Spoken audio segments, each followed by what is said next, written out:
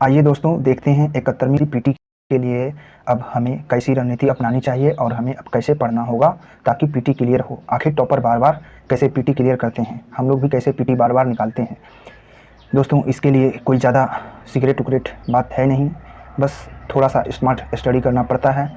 आपको बिलीव नहीं होगा कि इतनी छोटी सी बात लेकिन लोग मानते नहीं हैं। स्टूडेंट वो समझते हैं सारा पढ़ना पड़ेगा लेकिन वो फंस जाते हैं।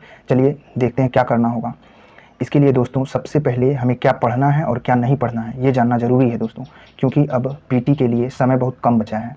इसलिए हमें यह ज़रूरी है कि क्या नहीं पढ़ना है इसको जानना ज़रूरी है दोस्तों, क्योंकि जब पढ़ने बैठिएगा सिलेबस निकालिएगा, बहुत सारे बुक हैं, इतने सिलेबस हैं, तो लगता है कि इसे भी पढ़ना है, इसे भी पढ़ना है, इसे भी पढ़ना पड़ेगा। इसके कारण बहुत सारा समय निकल जाता है और रिवीजन ठीक से नहीं हो पाता है।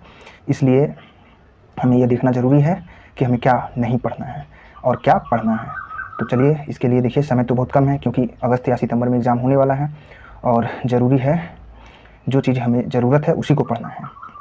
इसलिए ज़रूरी चीज़ को पढ़कर ही पीटी निकलेगा। तो चलो देखते हैं क्या नहीं हमें पढ़ना चाहिए। आइए दोस्तों देखते हैं। देखिए सबसे पहले अब एनसीईआरटी पढ़ना बंद कर देना चाहिए। अगर जो भी बच्चे पढ़ रहे हैं उन्हें अब एनसीईआरटी नहीं पढ़ना चाहिए, क्योंकि अब समय बहुत कम बचा है दोस्तों। और ज़्यादा बुक भी नहीं पढ़ना चाहिए। एक ही सोर्स का बुक रखिए, उसी को पढ़िए। एक से अधिक प्रकाशन का नहीं पढ़ना है, एक ही प्रकाशन, कोई भी एक प्रकाशन। और मेंस अब बंद कर दीजिए दोस्तों।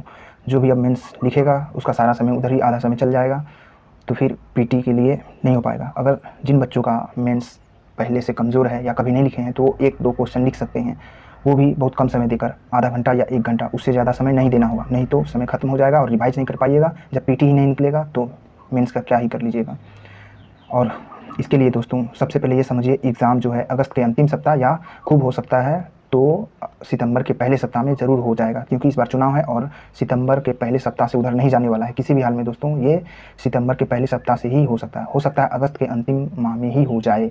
इसलिए अब समय बहुत कम है, इसलिए हम लोगों को क्या पढ़ना है उसी पर ध्यान देना है। देखिए 15 दिन ये जून का बचा और जुलाई का बचा है 30 दिन और अगस्त का 30 दिन, टोटल मिलाकर हो जाएंगे दोस्तों 60, 10, 70, 5, 75 दिन, 70 से 75 दिन। इसमें भी कुछ दिन ऐसे ही निकल जाएंगे दोस्तों। इसलिए अब हमें क्या पढ़ना चाहिए ये बता दे रहे हैं। देखिए दोस्तों सबसे पहले बीपीएससी में ये 4 पोर्शन बहुत बहुत इंपॉर्टेंट है दोस्तों, इसे ही पढ़ना चाहिए। Current, history, Bihar, science. दोस्तों इन चारों को मिलाकर ही 100 से 110 सवाल रहते हैं, इसलिए ज़्यादा ज़रूरी है इनको ही बार बार पढ़ना और बार बार रिवीजन करना। कम से कम एग्ज़ाम से पहले 3 रिवीजन होना ज़रूरी है, तभी सही से आप लोग क्वेश्चन सही कर पाइएगा। नहीं तो वहाँ कन्फ्यूजन होगा एग्ज़ाम हॉल में और जानते हुए सवाल को गलत करके चलाइएगा, फिर बाद में पछताते रहिएगा, पीटी नहीं होगा। इसलिए बार बार पढ़िए, इतना ही पढ़िए, रिवीजन कीजिए।